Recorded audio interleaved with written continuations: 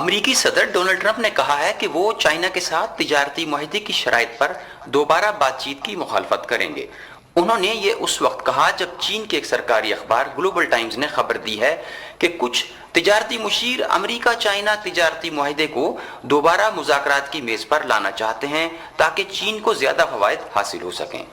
China's been taking advantage of the United States for many years, for decades. ایک موقع پر صدر Trump نے خود اس معاہدے پر عمل پیرا نہ ہونے کا اندیشہ ظاہر کیا تھا جو انہوں نے 2 سال قبل سائن کیا تھا، جس کے تحت چائنا نے 2 سال کے دوران $200 ارب کی زرعی اجناس خریدنا تھیں اور بدلے میں امریکہ نے چینی مصنوعات پر ٹیرف میں مرحلہ وار کمی کرنا تھی۔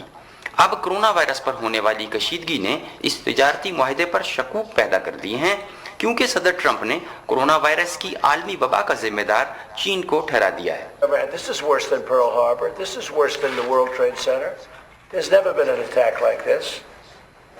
And it should have never. مقیم احمد، چینل 5